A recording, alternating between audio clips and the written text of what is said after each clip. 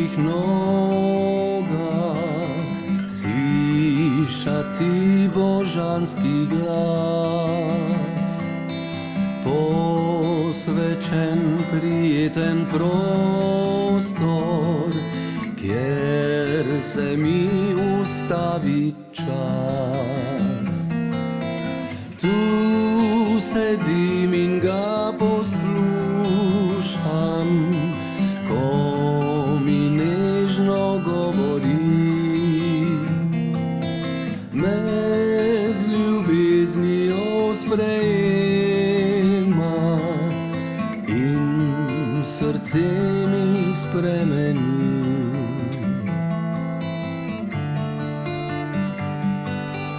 Biti ob njegovih nogah, blagoslovljen z milostjo. Grešnik tam lahko izlije svojo dušo ranjeno. Ob njegovih nogah molim, jočem in se veselim. Moč, tolažbo, mir in radost le pri njem lahko dobim.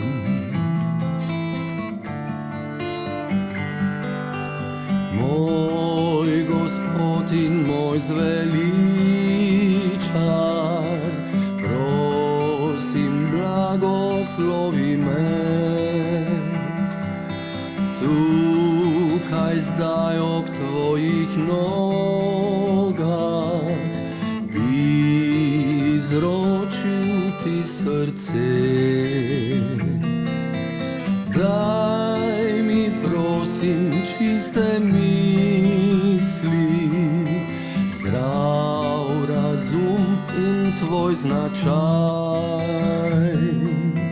Rad postal bi kakor Jezus, svojo mi pravičnost daj. Svojega duha mi daj, svojo mi pravičnost daj.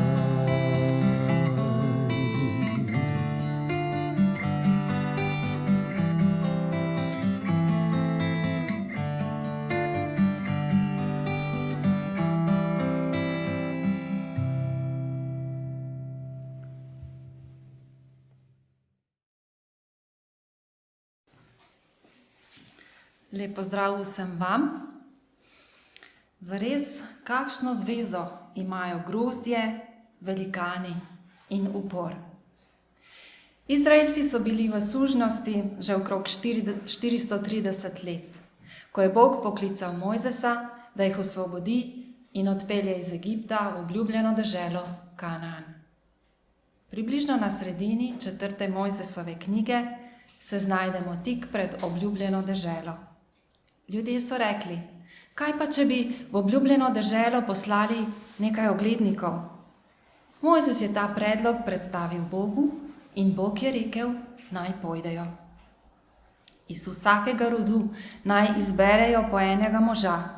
12 rodov je izbralo 12 spoštovanih, vplivnih knezov. Mojzes jim je naročil, naj si ogledajo 3 stvari: ljudi, deželo in mesta. Na poti jih je pospremil z besedami: bodite pogumni in prinesite nekaj sadu te dežele. Ogledniki so si dobro ogledali deželo in se po 40 dneh vrnili. Hej, moramo vam povedati, da je dežela prekrasna. Točno takšna je, kot nam je obljubil Bog. V njej se cedita mleko in med, ena sama blaginja in možnost za napredek. Skratka, prostor, kjer si človek želi biti in si ne želi zamuditi. Seboj so prinesli ogromen grozd, ki sta ga nosila dva. Včeraj sem kupila en tak večji grozd. Toda to ni nič v primerjavi z tem, kar so prinesli ogledniki iz obljubljene dežele. Morala sta ga nositi dva, ali si lahko zamislite, kakšna je bila ena jagoda tega grozda. Mogoče kot tole, kot granatno jabolko. Ali pa fige, kakšne so bile. Ne moremo si niti predstavljati. Vsega je bilo tam obilo. Ljudstvo je bilo navdušeno in goreče so si želeli poslušati Boga, Gospodov glas in takoj oditi ter zavzeti deželo v posest. Takrat pa je 10 od 12 oglednikov reklo: no ja, to je dober del sporočila. To je dobra novica. Slaba pa je, da so ljudje tam zelo močni.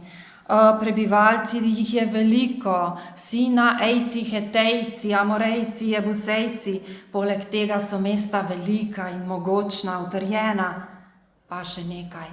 Tam so tudi Enakovi sinovi, znani po svoji veliki rasti in velikosti, sami košarkaši. V Čak in preroki na strani 293 lahko preberemo: napihnili so težave in nevarnosti, ki čakajo Izraelce, če se bodo lotili osvajanja Kanaana. Jasno so dali vedeti, da je osvajanje dežele obsojeno na neuspeh, tako rekoč nemogoče. Ljudje si niso vzeli časa za razmislek, niso se spomnili na Boga, ki je do tistega trenutka skrbel zanje. Ravnali so, kakor da se morajo zanesti samo na moč svojih rok. V svoji neveri so omejili Božjo moč in niso zaupali Bogu, ki jih je doslej varno vodil. Z drugimi besedami, strah in obup sta zlezla v njihove kosti. Zbegani in malodušni so se prestrašili prihodnosti. Toda tam sta bila še dva oglednika, Kaleb in Jozue. Zaupanja vredna in polna vere. Kaleb je dojel resnost položaja in takoj pogumno stopil v obrambo Božjega načrta. Naredil je prav vse, kar je mogel, da bi premagal zlobni vpliv svojih nezvestih tovarišev. V Svetem pismu beremo, rekel je: pojdimo in se polastimo, prav gotovo jo lahko premagamo. Za hip so ljudje utihnili in poslušali tem spodbudnim besedam. Toda še predno sta končala, je 10 oglednikov prekinilo, še preden je končal, je 10 oglednikov prekinilo Kaleba in ovire opisala v še slabši luči, kakor prvič. Poglejmo, kaj so rekli v besedilu v 4. Mojzesovi 13. poglavju od 31. do 33. vrste. Toda možje, ki so hodili z njim, so rekli: nikakor ne moremo iti na to ljudstvo, ker je močnejše od nas. Očrnili so deželo, ki so jo gledali pred Izraelovimi sinovi in rekli: dežela, ki smo jo prehodili, da bi jo gledali, je dežela, ki žre svoje prebivalce. In vsi ljudje, ki smo jih videli v njej, so visoke postave. Tam smo videli tudi velikane, Enakove sinove, iz rodu velikanov, v lastnih očeh smo bili kakor kobilice in taki smo morali biti tudi v njihovih očeh.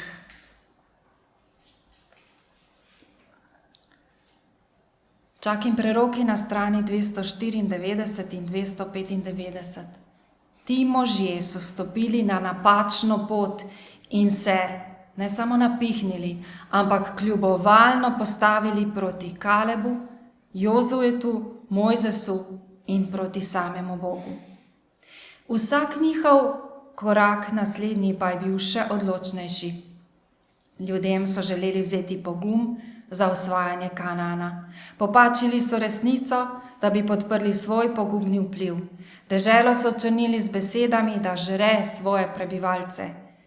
To pa ni bilo le hudobno, ampak tudi lažno poročilo.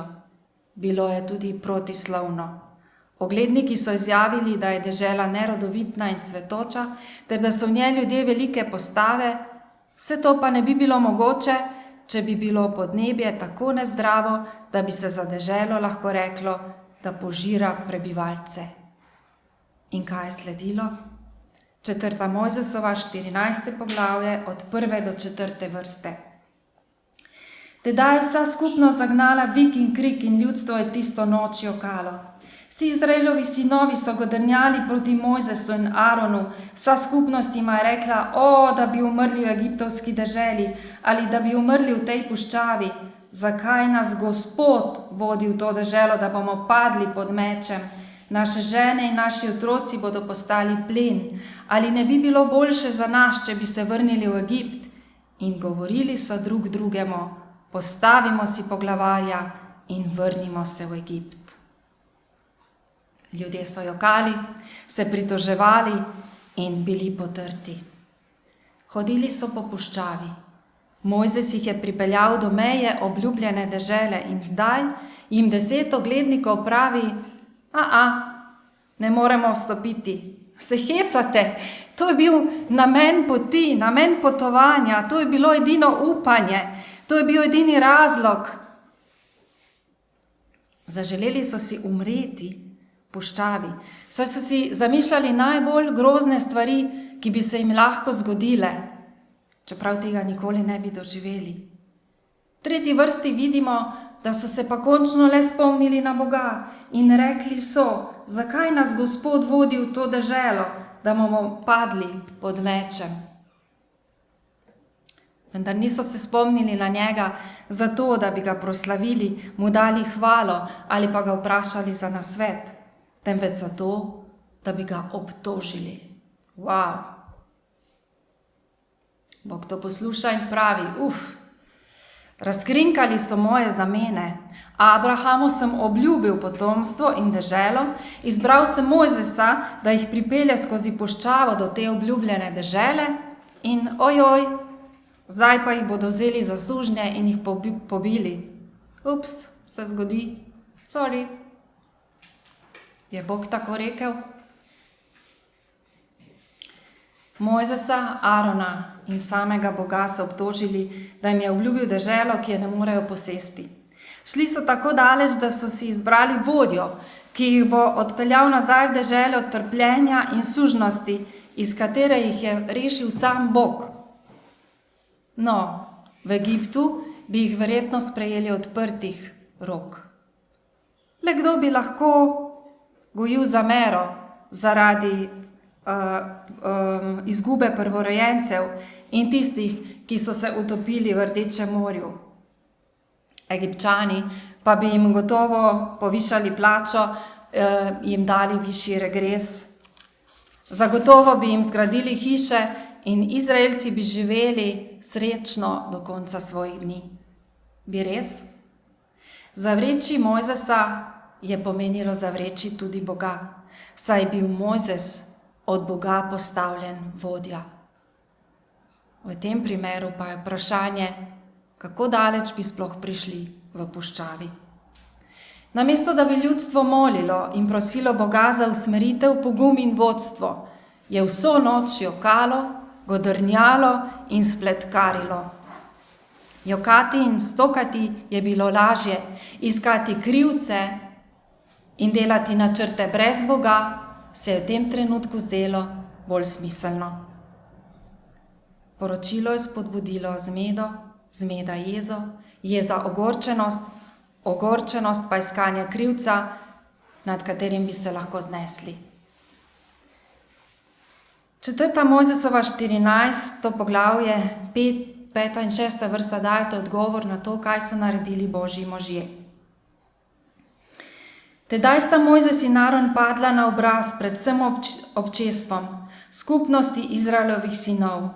Nunov sin Jozue pa in Jefunejev sin Kaleb, ki sta bila med tistimi, ki so ogledovali deželo, sta pretrgala svoja oblačila. Jozue in Kaleb sta bila v Egiptu. Vedela sta, kaj pomeni biti suženj, kaj pomeni biti izkoriščan, pretepen. Vedela sta, kaj pomeni življenje brez upanja, ko se rodiš kot suženj, živiš kot suženj in umreš kot suženj. In potem se je nekega lepega dne pojavil Mojzes. Mojzes, ki dela čudeže. Te vodi po puščavi, kjer si priča Božje navzočnosti in stvarem, ki jih nisi videl nikoli prej. In po tem vznemirljivem potovanju prideš do obljubljene dežele.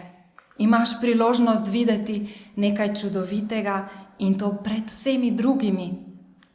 Hodiš po deželi in vidiš vso to čudovito sadje in bujno zelenje in rastlinje, nekaj povsem drugega od tega, kar se je dalo videti v Egiptu in puščavi.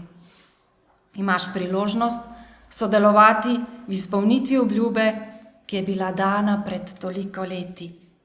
Zato sta pogumno dejala od 7. vrste naprej in rekla vsej skupnosti Izraelovim sinov: dežela, ki smo jo prehodili, da bi jo gledali, je izredno lepa ali dobra dežela. Če bomo Gospodu všeč, nas bo pripeljal v to deželo in nam jo dal. Deželo, v kateri se cedita mleko in med. Le ne upirajte se Gospodu in ne bojte se ljudstva dežele, kajti za obet nam bodo. Senca se je umaknila od njih, z nami pa je Gospod, nikar se jih ne bojte. Ljudje, dežela je dobra, ne upirajmo se Bogu. Bog nas bo zaščitil in ni se nam treba bati tamkajšnjih prebivalcev. Ni res, da dežela žre prebivalce, odlična je. Vse, kar moramo narediti, je samo to, da poslušamo Božji glas. Da poslušamo njegove besede, mu zaupamo in ne kljubujemo. V deželi tečeta mleko in med. Vsak kmet in čebelar ve, da je zato, da pride do mleka in medu, potrebno veliko truda. Toda v tej deželi tečeta mleko in med, rekli bi, na pipo. Za dobrine se ni potrebno suženjsko mučiti. Z Božjo pomočjo se nam ni česa bati. Čakih in preroki na strani 295. Kanaanci so napolnili mero krivičnosti.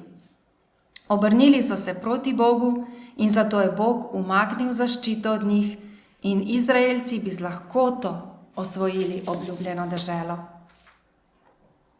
Mogoče bi pričakovali, da se je po teh besedah kaj spremenilo. Da bomo v naslednji vrstici prebrali: ljudstvo je reklo: dobra ideja, molimo in potem gremo. Toda to se ni zgodilo. Obljubljena dežela je bila po zavezi dana Izraelu. Toda lažno poročilo oglednikov je bilo sprejeto in po njem je bil zaveden v zbor. Izdajalci so opravili svoje delo. Ogledniki pa glasno obtožili Kaleba in Jozujeta ter zahtevali, da ju kamnajo. Ponorela množica je kričeč pohitela in pograbila kamne. V 14. poglavju 10. vrsti beremo opis vrhunca zla. Vsa skupnost je govorila, da ju je treba kamnati.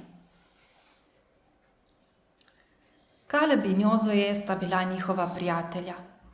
Skupaj so se igrali, skupaj so bili sužnji, skupaj so potovali po puščavi, skupaj so molili, se skupaj smejali in skupaj gledali Božje veličastvo in njegovo delovanje.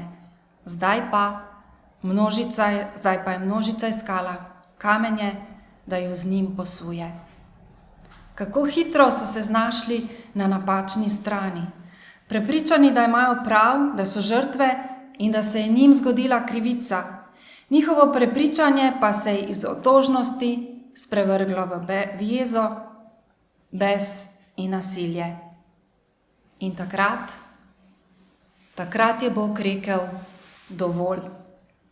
V drugem delu 10. vrste beremo o tem. Ko pa je vsa skupnost govorila, da jo treba kamnati, se je vsem Izraelovim sinovom nad vzhodnim šotorom prikazalo Gospodovo veličastvo. In Gospod je rekel Mojzesu: Doklej me bo to ljudstvo zaničevalo in kako dolgo mi še ne bodo verjeli, kljub vsem znamenjem, ki sem jih storil med njimi.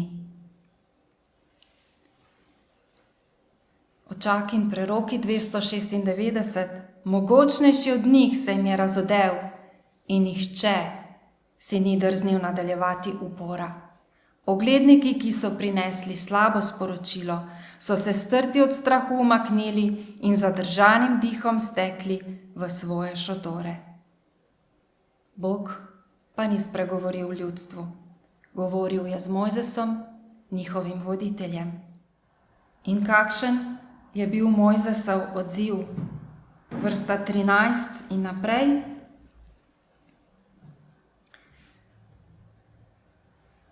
Mojzes je rekel Gospodu: Toda Egipčani bodo to slišali.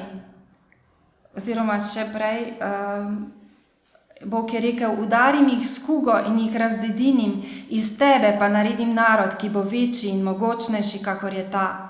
Mojzes je pa rekel Gospodu: Toda Egipčani bodo to slišali, kajti svojo močjo si to ljudstvo izpeljal iz njihove srede.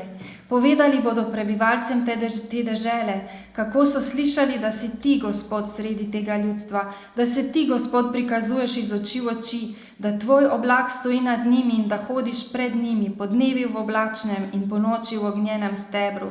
Če torej to ljudstvo smrtiš do zadnjega moža, bodo narodi, ki so slišali govorice o tebi, rekli: Ker Gospod ni mogel pripeljati tega ljudstva v deželo, ki jim jo je s prisego obljubil, jih je poklal v puščavi. Naj se torej zdaj izkaže, kako velika je tvoja moč, Gospod. Kakor si govoril, Gospod je počasen v jezi in poln dobrote. Gospod odpušča krivdo in upornost, toda nikakor ne oprosti krivde, obiskuje krivdo očetov na sinovih, na tretjih in na četrtih. Odpusti, prosim, krivdo tega ljudstva po svoji veliki dobroti, kakor si prizanašal temu ljudstvu od Egipta do tod. Kakšna ljubezen, kakšna potrpežljivost, kakšna skrb za Božji ugled. Mojzes, ki je bil še pravkar tarča razjarjenih, neposlušnih ljudi, ki so bili pripravljeni moriti, prosi Boga, da se jih usmili. Bog je prizanesel ljudstvu in jih svoji veliki milosti obrnil nazaj proti Rdečemu morju, kar je bila zanje edina varna pot. 20. vrsta do 25.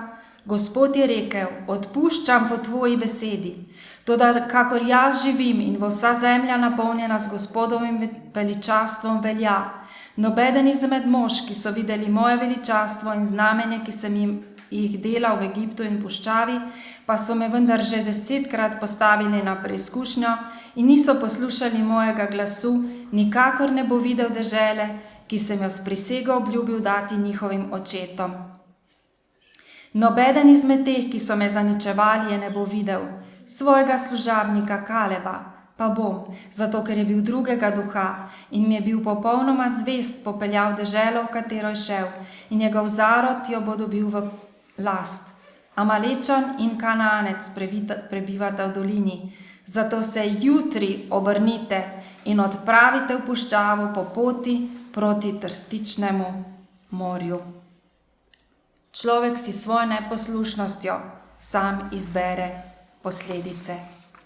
V Svetem pismu dalje lahko beremo o tem, kako je Bog določil, da mlajši od 20 let in otroci, za katere so govorili, da bodo lahek plen sovražniku, ti bodo podedovali obljubljeno deželo. Ostali pa bodo v puščavi umrli. In kaj se je zgodilo z 10 ogledniki? 36. in 37. vrsta. Možje pa, ki jih je Mojzes poslal gledovat deželo in ki so po vrnitvi s tem, da so očrnili deželo, zapeljali vso skupnost, da je godrnjala proti njemu, te možje, ki so grdo očrnili deželo, je zadela nadloga in so umrli pred Gospodom. Nunov sin Jozue in Jefunejev sin Kaleb pa sta izmed tistih mož, ki so šli ogledovat deželo, ostala pri življenju. Ko se je Bog nehal pogovarjati z Mojzesom, je nadloga zadela 10 oglednikov. Niso imeli več možnosti vrniti se v puščavo. Bog je rekel: ne potrebujem tega strupa v svoji skupnosti. Ob sodbi 10 lažnih oglednikov je ljudstvo videlo tudi svojo lastno obsodbo. Pričakovali bi, da so končno dojeli sporočilo, da so spoznali, da Bog vodi stvari in da jim svojim godrnanjem ni potrebno trmo in zlobo pomagati pri njegovem vodenju. Na sebi in svojih družinah so lahko doživeli Božje odpuščanje in milost. Žalostni del zgodbe naprej pa govori, da niso upoštevali svarila. Izgledalo sicer je, kakor da so se iskreno spokorili, toda v resnici so žalovali samo zaradi posledic svojega zla, ne pa zaradi nehvaležnosti in neposlušnosti.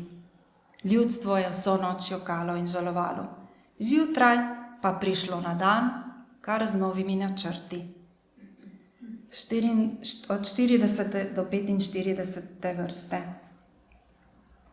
Drugo jutro so zgodaj vstali in šli na vrh gore in rekli: Glej, tu smo, hočemo iti v kraj, o katerem je govoril Gospod. Res smo grešili. Mojzes pa je rekel: Zakaj vendar hočete delati proti Gospodovemu ukazu? Ne bo se vam posrečilo, ne hodite, da vas sovražnik ne pobije, kajti Gospoda ni v vaši sredi. Amalečan in Kananec sta namreč tam pred vami in padli boste pod mečem, ker ste se obrnili od Gospoda, Gospod ne bo z vami. A so si vseeno predrznili iti na vrh pogorja. Čeprav se ne skrinja Gospodove zaveze, ne Mojzes nista ganila iz tabora. Tedaj sta prišla Amalečan in Kananec, ki sta prebivala na tistem pogorju, in jih premagala in razkropila tja do Horme.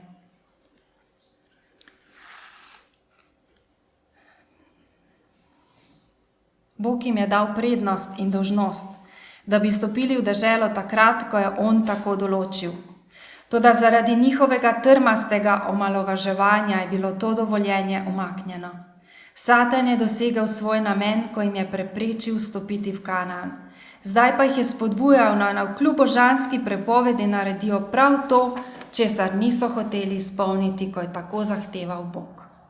Tako je veliki zapeljevalec pridobil zmago, ko jih je že drugič zapeljal v upor, piše na strani 297 do 299. Niso zaupali v Božjo moč, ki bi sodelovala z njihovim trudom za zasedanju Kanaana. Zdaj pa so hoteli svojimi močmi izpolniti delo neodvisno od božanske pomoči. Božji namen ni bil osvojiti deželo z bojem, temveč strogo poslušnostjo njegovim zapovedim. Niso imeli vodje, niso niti molili, da bi jim Bog dal zmago. Bili so poraženi in posledica upornega poskusa je bilo razdejanje in smrt. Zaradi zmage so bili Izraelovi sovražniki, ki so prej strahom čakali na bližajoče se mogočne čete, sedaj navdihnjeni z zaupanjem, da se jim bodo uprli. Vsa poročila, ki so jih slišali glede čudovitih stvari, ki jih je Gospod storil za svoje ljudstvo, so imeli sedaj za lažna. Menili so, da nimajo vzroka za strah. Ta prvi izraelski poraz, ki je navdihnil Kanaance s pogumom in odločnostjo, je zelo povečal težavnost naloge. Izraelu pa ni ostalo nič drugega, kakor da so pred zmagoslavnim sovražnikom pobegnili v puščavo, vedoč, da bo tam pokopan ves rod. Kakšen žalosten konec. Namesto zmagoslavja poraz. Kaj se lahko naučimo iz te zgodbe? Vabim vas, da prisluhnete dobro, kajti tiče se prav vsakega od nas. Prvič, vpliv ima mogočno moč in vsak je odgovoren zanj. 12 mož je zastopalo na tisoče Izraelcev. Ko so se vrnili, so ljudje od njih pričakovali modrost, vodstvo, navodila in usmeritev. Toda zaradi napihnjenih težav in nevarnosti 10 je bilo osvajanje obljubljene dežele onemogočeno. S svojim negativnim vplivom so okužili cel rod. Težava pa ni bila samo v 10 oglednikih. V Očaki in preroki na 295. strani beremo, da če bi negativno poročala samo 2 in bi jih 10 spodbujalo naj posedejo deželo v Gospodovem imenu, bi še vedno zaradi hudobne nevere raje verjeli 2 kakor 10. Ne glede na to, kje smo, kdo smo in v kakšni vlogi in okoliščinah se znajdemo, nas Bog vabi, da smo pogumni, da smo pošteni, da o stvareh premislimo, da nismo trmasti in da ne delamo ravno nasprotno od tega, kar nam Bog naroča. Vabi nas, da ga prosimo za moč in pomoč pri izpolnjevanju njegovih navodil in da se pri tem zavedamo moči in posledic vpliva svojega zgleda in svojih besed.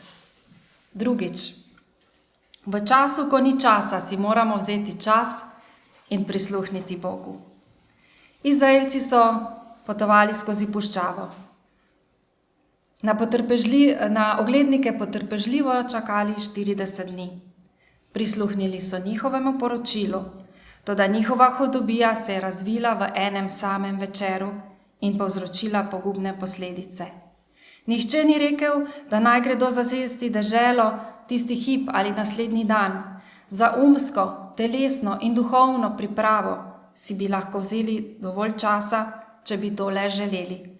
Toda niso si ga vzeli. Danes je tempo življenja težak in hud. Z vseh strani smo bombardirani z različnimi ponudbami. Mislimo, da moramo biti na tekočem z vsemi pomembnimi in nepomembnimi informacijami. Toda pozabljamo in si ne vzamemo čas za najpomembnejše, čas za pristen odnos z Bogom. Tretjič, težki trenutki niso čas za obtoževanje, ampak samo preiskovanje. Ali je 10 oglednikov imelo nekaj argumentov, s katerimi so lahko podkrepili svoje obtožbe? Na videz da. Deželi so bili res veliki ljudje in utrjena mesta. In to so potrdili. Na videz se je vse ujemalo, vendar pa so napihnili težave. Kljubovali in popačili resnico, dežela žre prebivalce. Izključili so Boga iz soočanja s težavami, kar je pripeljalo do neresničnih obtožb bližnjih, vodij in samega Boga. Zato pa težki trenutki niso namenjeni obtoževanju, ampak samo preiskovanju. Gospod, so moje misli čiste? Je moje srce popolno? Je moje srce popolnoma vdano tebi in ti zaupa? Uporabljam razum, jezik in vpliv za to, da se na vsakem mojem koraku proslavi tvoje ime. Morda negujem kakšen greh, ki je ovira za to, da ne slišim tvojega glasu in nočem sprejeti tvoje volje. Za samo preiskovanje so potrebni ponižnost, iskrenost, poštenost in popolna vdanost Bogu in mogoče malo manj časa na Facebooku ali drugih spletnih straneh. In 4. Lahko smo priče Božjega delovanja, ne da bi resnično poznali Božji značaj in Božjo voljo. Izraelci so bili priče Božjega delovanja. Videli so veliko čudovitih stvari. Ampak kako je možno preživeti z Bogom toliko časa in takrat, ko naj bi stopili v obljubljeno deželo, tega istega Boga ne poznati, kot da niso doživeli njegove ljubezni, skrbi in milosti ter vsega, kar je storil za njih. To se lahko zgodi prav vsakomur. Lahko smo vključeni v aktivnosti, misijonsko naravnani, mogoče smo si ogledali vse pomembne videoposnetke na spletu, se krstili, pa kljub temu ne poznamo Boga, niti mu ne zaupamo, da nas lahko vodi. In kot je to lepo povedal eden od pastorjev, gre za vprašanje srca, ki iskreno išče Boga in želi z njim vzpostaviti pristen oseben odnos. Gre za vprašanje srca, ki iskreno išče Boga in želi z njim vzpostaviti oseben odnos. 5. Če ne iščeš Boga, ne govori v imenu Boga. Ljudstvo je stokalo in jokalo in se pritoževalo. V 5. vrsti smo prebrali, zakaj nas Gospod vodi v to deželo, da bomo padli pod mečem. Nihče od nejevoljnežev ni predlagal, hej, zakaj ne gremo pred Boga in rečemo, glej Bog, vemo, da si nam ti obljubil deželo in ogledali smo si jo in malo se nam zdi vse skupaj strašno, a zavedamo se tvoje obljube, ali nam lahko pomagaš, da premagamo strah in gremo naprej, ter nam daš zagotovilo, da je to naslednji korak, ki ga naj naredimo. Božje mnenje jih ni izgleda zanimalo. Bog jih je vodil po Mojzesu, oni pa so se odločili iti po svoji poti, uporniško prezreti Mojzesa in Boga in delati po svoje. Lahko bi se obrnili na Boga, a se niso hoteli. So pa govorili v imenu Boga, ne da bi iskali Boga. Preden torej govorimo v imenu Boga, moramo iskati Božje vodstvo in se prepričati, da je to res Božje sporočilo. 6. Velikani so res veliki, ampak Bog je vsemogočen. Izraelsko ljudstvo je svojo pozornost Boga, ogromnega grozda in dobrih novic usmerilo na velikane. Res so bili tam in Bog jih ni skril pred njimi. Pomembno je poznati prepreke in težave, ki bodo pred vstopom v obljubljeno deželo. Toda, če se bomo ukvarjali izključno z njimi, nas bo to vodilo v upor proti Bogu. Če bomo svojo osredotočenost usmerili na Boga in njegovo prisotnost v našem življenju, ki nam lahko pomaga čez težave, in svoj pogled na bogastvo dobrot, svobode in skladnost, ki bo v obljubljeni deželi, jo bomo dosegli. Morda se tudi ti boriš s kakšnim velikanom prav zdaj. Morda ti notranji glas govori, da si nepotreben, nekoristen, da ni nikomur mar zate, da nimaš moči za borbo s sedanjim časom, da si preveč grešen za to, da bi prišel v obljubljeno deželo, da je vse brez veze, brez smisla. Mogoče je tvoj velikan kakšna odvisnost, groba narava, nepremišljene besede. Ogromno je velikanov, ki se lahko znajdejo pred nami. Mogoče se pogosto pri soočanju s težavami počutiš kot kobilica, toda ne obupaj. Zanesi se na Boga, z njim lahko preskočiš te težave in to, kar vidijo v tebi drugi, ter spoznaš in gledaš tisto, kar gleda in vidi v tebi Bog. Išči Boga, zanašaj se nanj, spoznavaj njegovo voljo vsak dan in si z njegovo pomočjo prizadevaj biti boljši. 7. Varujte se upravljivcev, ki vnašajo strah, napetost, zmedo in negotovost. To je počelo 10 oglednikov. V skupnost so prinesli negotovost in nemir. Nič dobrega niso znali povedati. Ne o Bogu, ne o njegovi ljubezni, obljubi, moči, navzočnosti, vodstvu ali milosti. Ne o Mojzesu, Kalebu, Jozuetu.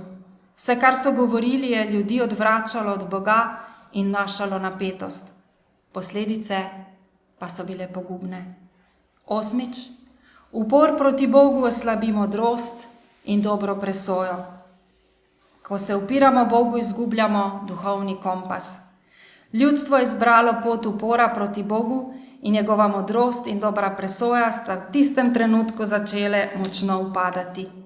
Osredotočenost na slabi del poročila, žalost, jeza, obtoževanje, upor, trmasto delovanje po svoji presoji so vodili do razsežnosti, ki jih niso niti načrtovali, niti si želeli. Če se zalotimo v skušnjavi, da bi Boga poklicali na zatožno klop, potem takoj odnehajmo v svojih namerah. Pristopimo k Bogu s kesanjem, ponižnostjo in prošnjo za njegovo vodstvo. Kajti, ko se začnemo upirati Bogu, izgubimo duhovni kompas in na koncu trpimo žalostne posledice. 9. Lahko si zamislimo Mojzesa, kako je ob nastajanju upora pograbil palico, napel oči in začel Izraelce grajati, jim naštevati vse, kar je moral v tem času potovanja po puščavi z njimi prenesti, zaradi njihove trme in neposlušnosti. Lahko bi rekel, dovolj vas imam, iščite si novega vodjo. Služil sem vam so potrpežljivostjo in ljubeznijo in zdaj vračate s takšnim udarcem. Ko je vsa množica pobesnela in polna besa in zlobe kričala, je odziv Mojzesa, Arona, Kaleba in Jozujeta bil miren, spodbuden in dostojanstven. Mogoče boste rekli, v tej zgodbi je posredoval Bog in zato jih niso umorili. Res je, Bog ne bo posredoval vedno, toda Božji voditelji ne ostajajo tiho in Bog to ceni. Ko se postavijo na stran Božje besede in resnice, ko razgalijo zavajajoče in neresnične besede tistih, ki med ljudstvo vnašajo dvom, Bog to odobrava, stoji z njimi in jih podpira. In 10. Obljubljena dežela je lahko tvoja. Naši grehi so nas ločili od Boga in ni bilo nobene možnosti, da bi spet imeli ta pristen oseben odnos z Bogom. Tako kot si je Bog želel, da bi imel oseben odnos z izraelskimi otroci, da bi bil z njimi vsak dan, jih objel in jim dal obljubljeno deželo, tako si želi imeti odnos tudi z nami danes. Toda ta veliki prepad greha nas je ločil od Boga in samo Bog je lahko premostil ta prepad. Zato je prišel Jezus Kristus na naš svet in na njem je učil o Bogu, kazal Božjo ljubezen in kako naj živimo v pravilnem odnosu z njim. Potem je šel prostovoljno na križ in umrl za nas. In ko so ga križali, je vzel nase grehe vseh nas, moje, tvoje, od vseh. Rekel je, jaz bom prevzel grehe vseh vas in umrl namesto vas, da bi vi lahko živeli. Sneli so njegovo telo, ga dali v grob in po 3 dneh je bil kamen odvaljen in grob prazen. Boga je obudil od mrtvih in uresničilo se je, kar je Jezus rekel. Jaz sem stajenje in življenje, dal vam bom večno življenje. Jaz sem most med vami in Bogom. In če sprejmemo Jezusa Kristusa za svojega odrešenika, potem gremo čez ta most in pridemo v oseben odnos z Bogom. Potem smo posvojeni v Božjo družino. Plačal je ceno in naredil vse. Če želimo priti v obljubljeno deželo, je cena, ki jo je plačal, vse, kar moramo sprejeti in v skladu s tem tudi živeti. Amen.